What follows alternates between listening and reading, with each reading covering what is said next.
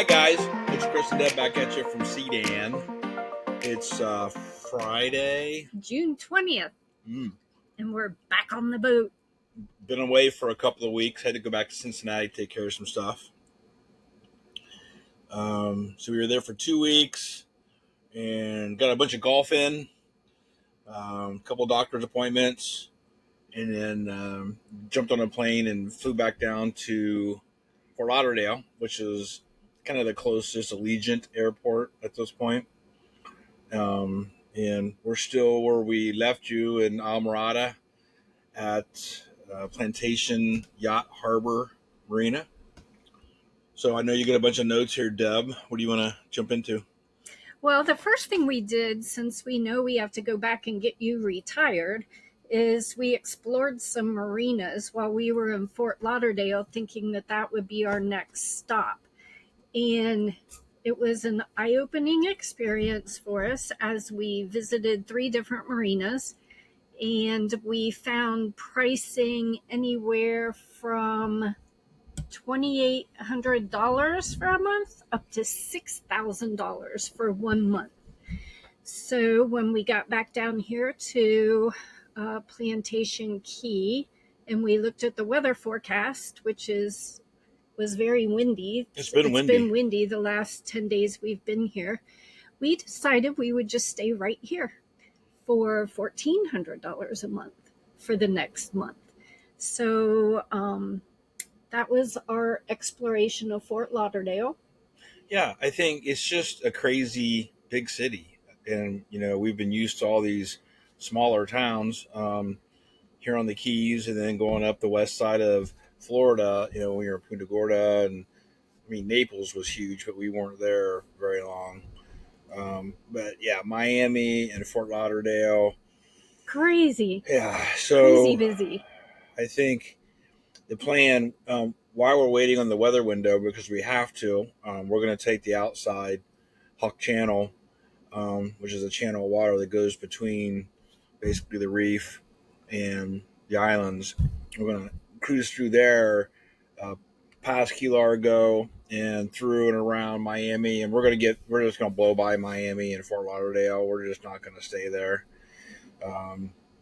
So when we get back after this next trip home, it's pretty much going to be East Coast, and I think we're going to move along pretty quick. We'll kind of see how it goes, segment by segment, but we probably will shoot back into the intercoastal once we get to Fort Lauderdale, so we won't be out on the ocean, which will be good.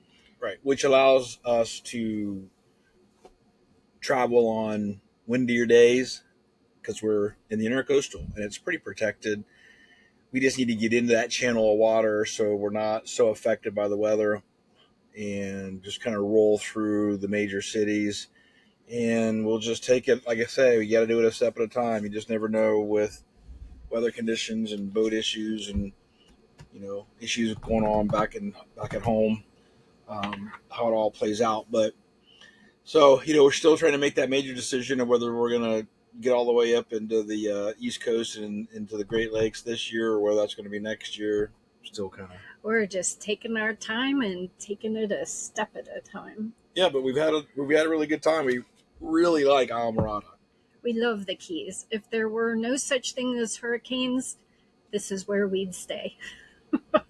Well, hurricanes and really hot weather and mosquitoes and bugs, they've gotten bad. So Deb gets bit a lot more than I do. If anybody has a great bug spray, please send it in comments so that I can try it out.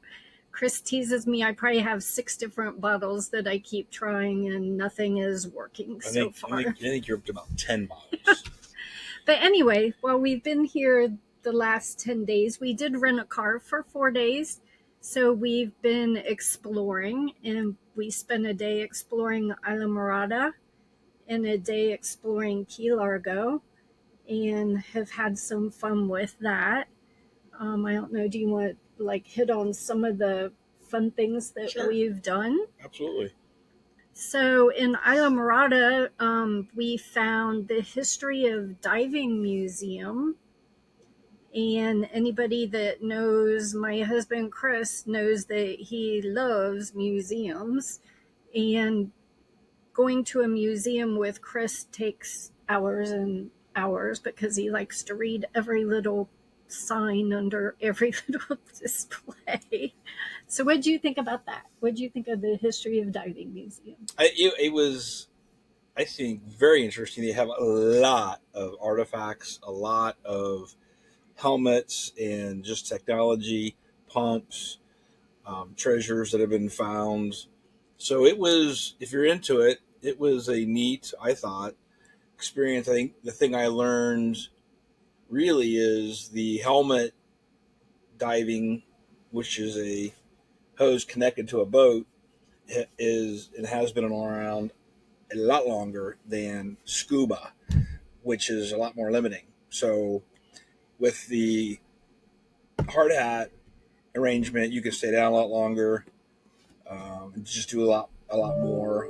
With scuba, you're limited to the amount of air in the tank. So, I mean, they still use that technology today, and I thought it was pretty much all scuba now, but it's not. The commercial stuff is still pretty much suits and tied to boats. So I thought that was definitely worth it. It's a good day trip if you like museums and you want to check all that kind of stuff out. I thought that was pretty cool. It was cool. And then we also found the original tiki bar, which is located at Three Waters Resort, which used to be called Postcard Inn if anybody's been down here before. But that bar has been around since 1969. And what they're known for is they were the first ones to create the rum runner drink. So, of course, we had to stop there and have a rum runner and a painkiller and visit the original tiki bar. Interesting place. The hotel. We actually found out about it. We had some good friends who um, visited there for a Vacation. Was it their honeymoon? No, I think No. it was just vacation. But anyway, they came down and suggested that we go check it out. We did, but it's interesting because it's a hotel that's kind of divided up into individual buildings, which are really cool. And the tiki bar is kind of in the middle of those buildings, right by the water. So you got to roll in and you got to go to the front desk like you're going to check in, and they give you it's gated, so they give you a pass so you get through the gate and then hit the tiki bar for as long as you want, and then leave. So a little bit of to do to get in there, but no, I thought it was very nice. What about the feeding frenzy that we saw while they were cleaning fish there? Oh, That was pretty cool too. yeah, there's right there. There is a marina. A lot of fishermen use come in and out, and we got pictures and videos and stuff that we'll post. But as they clean fish anywhere and everywhere, they throw a lot of the uh, spare parts of the fish that they don't keep into the water and feed the pelicans and generally tarpon and other fish. This was the first time that there was a massive school of nurse sharks that were feeding on it. They actually hand fed one of them. So that was different, pretty cool. Never seen that before. Never seen a school of nurse sharks um, feeding like that. They're not aggressive sharks. I mean, they're pretty docile. You don't have to worry about them.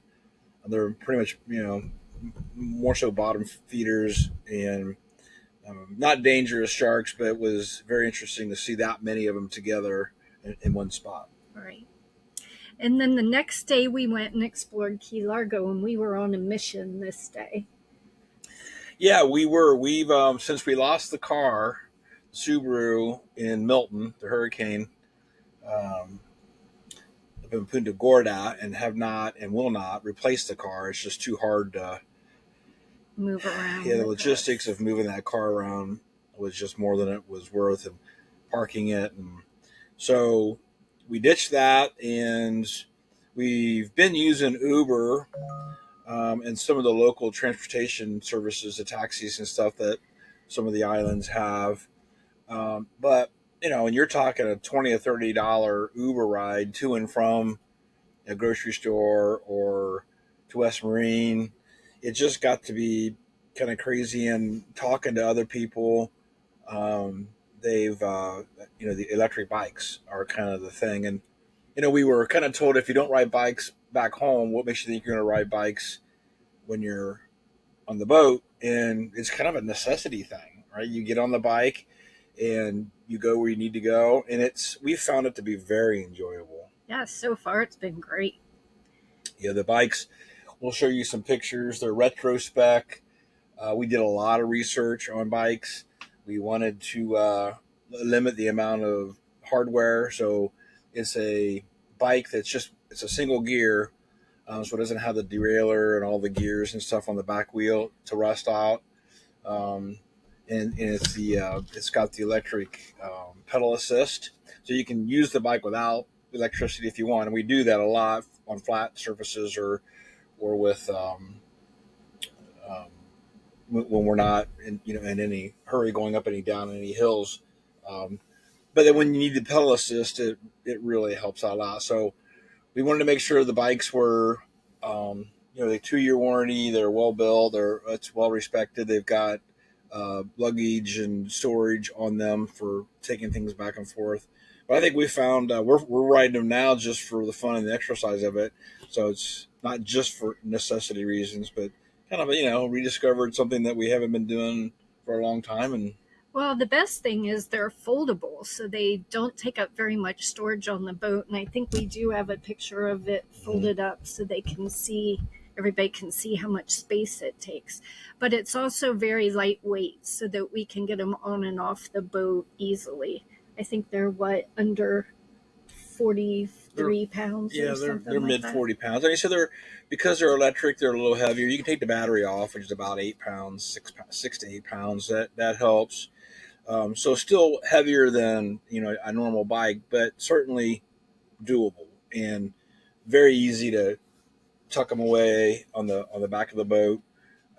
So that's, I think, going to be a nice addition to the It will. And when we sure. went to this bike shop in Key Largo and did a test drive, the problem was they only have one. So we obviously needed two to be able to do anything. So then that became our big search to find the second e-bike. And we did actually find one on Big Pine Key. So we still had the rental car. We were able to drive down. We found a great little bicycle shop there and got set up with the second one too. So it's worked out great. There's several bike shops down here. There's like dive shops. It seems like they're on every corner. But since we were looking for a particular bike, bike shops, they're dealerships for certain brands. So we had to go down. It was about an hour and a half drive. Hour and a half, yeah. To get down there and back, but certainly worth it.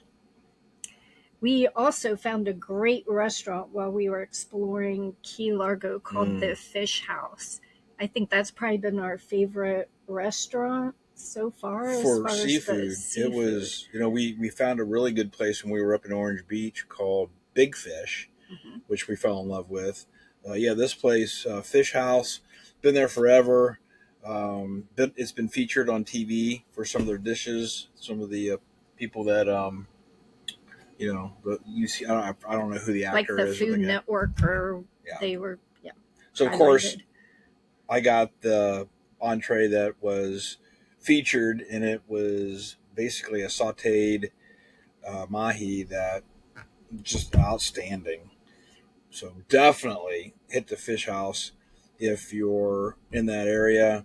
And it's one of those places where the employees have been there for 20 years. It's just a really intrinsic, neat place to go spend some time. So check it out. That was great.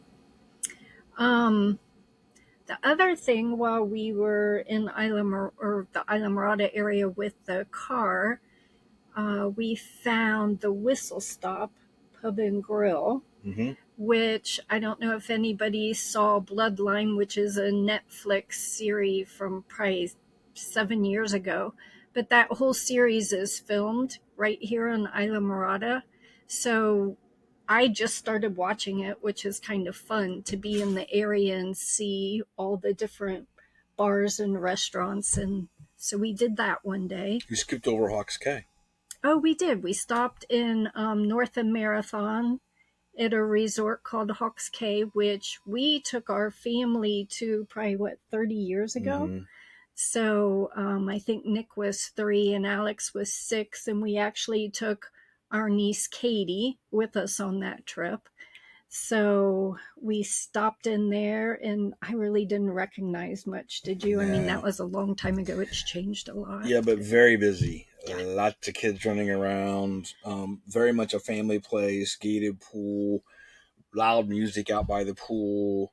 Um, Busy. So probably not some place I would choose to go on vacation at this time in our life. But for families who are looking for lots of things to do with the kids, there's a dolphin um, area there where you can what? Oh, you can pet the dolphins and you can just do some other stuff. So it's very kid oriented. So check it out if you're looking for a great place for a family vacation. Another fun place we found right here near us at Founders Park is called Rain Barrel Village. Mm-hmm.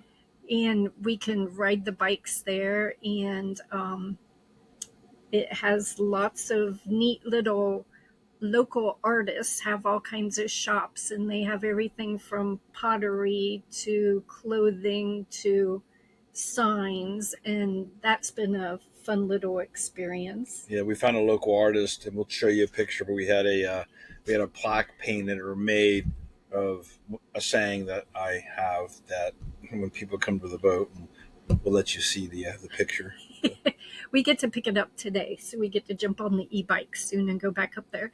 Anyway, another fun part about this Rain Barrel Village, if anybody's been down here, they have this huge lobster sculpture in the very front of it, and the lobster is named Betsy.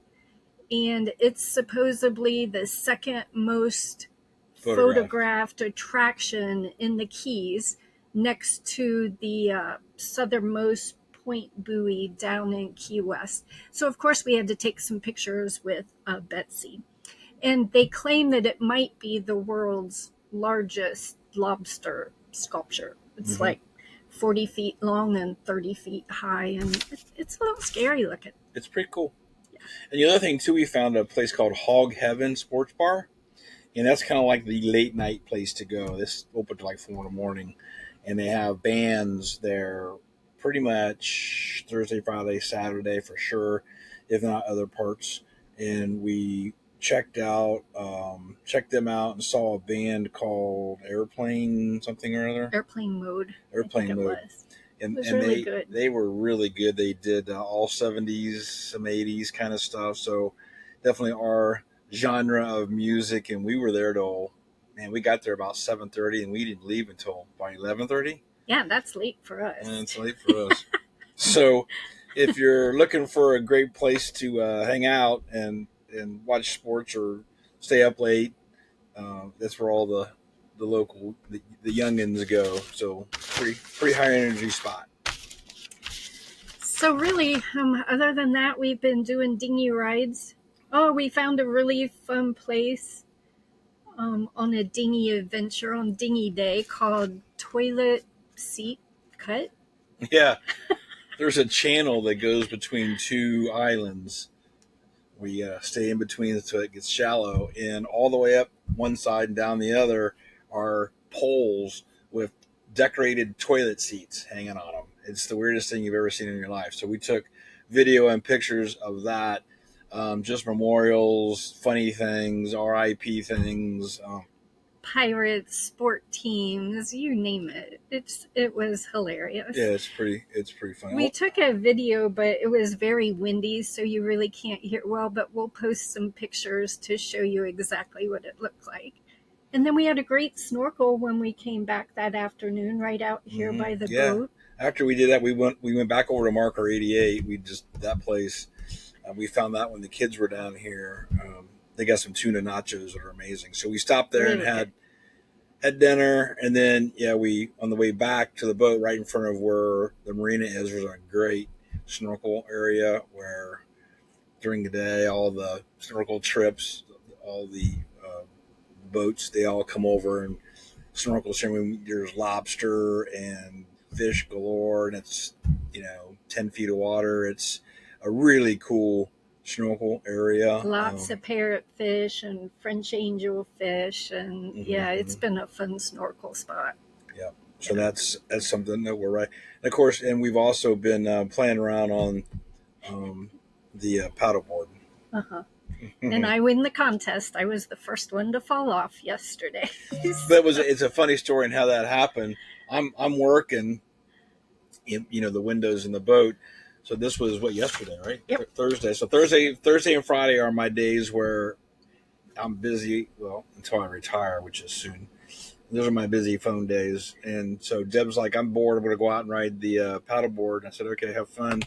And I see her out the window, kind of struggling to stay on board, and then her arms fly up and she was falling in the water. So I jump up and run out there to make sure she was okay. But I was okay. That was pretty funny. It was funny.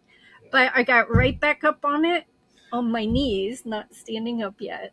And as I went down all the way down the canal, 2 barracuda chased me.